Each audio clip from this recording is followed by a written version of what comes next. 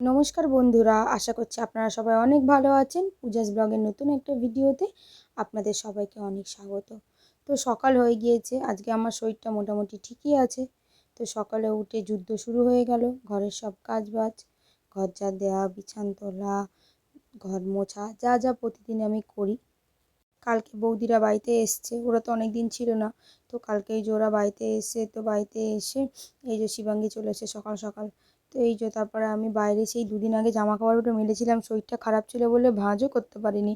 তো আজকে জামা কাপড়গুলো ভাঁজ করে নিলাম সুন্দর করে। তারপরে ঘরটা পরিষ্কার করে মুছে নিয়ে আমি স্নান করতে চলে গেলাম। তো স্নান টান করে এসে ঠাকুরের বাসন প্রতিদিনের মতন মেজে ঠাকুরের জায়গাটা পরিষ্কার করে নিয়ে পুজো দিয়ে নিলাম। তো আজকে ভাত তো রাখিনি রাতের বেলা, তো সেই জন্য টিফিন করতে হবে। ওই জন্য আমি তাড়াতাড়ি করে পুজোটা শেষ করে তুলসী গাছে জল দিয়ে আমি টিফিন করতে চলে এলাম। তো কালকে রাতের বাসনগুলো ছিল, তো ওইগুলো আমি গুছিয়ে রেখে দিলাম। আর এইদিকে টিফিন করবো বলে পটল আর আলু আর ছোটো ছোটো করে কেটে নিলাম। কেটে নিয়ে পটল আলু ভাজা করব, ডিম করলাম আর রুটি পরোটা করেছি আজকে। রুটি খেতে ভালো লাগছিল না, দুদিন তিন দিন ধরে রুটি খাচ্ছিলাম, তো আজকে এই জন্য পরোটা করে নিলাম। তো এই যে টিফিন আমার রেডি হয়ে গেল।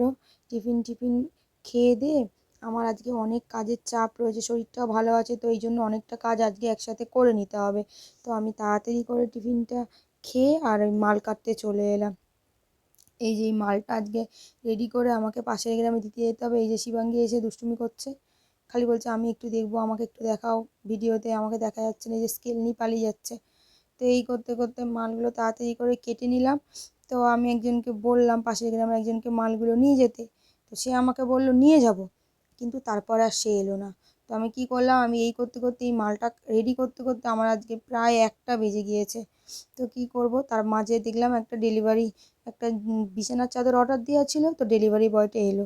তো চাদরটা আমি খুলে দেখলাম, কিন্তু চাদরটা একদম ভালো ছিল না, লেখা ছিল পিওর কটন, কিন্তু এসেছে কটনের সঙ্গে মিক্স। তো আমি কটনের চাদর ছাড়া ঘুমাতেই পারি না। এই প্রথম আমার চাদর আমি নিলাম, কিন্তু ভালো এলো না। আমার সব চাদরগুলো কিন্তু অনলাইনে কেনা।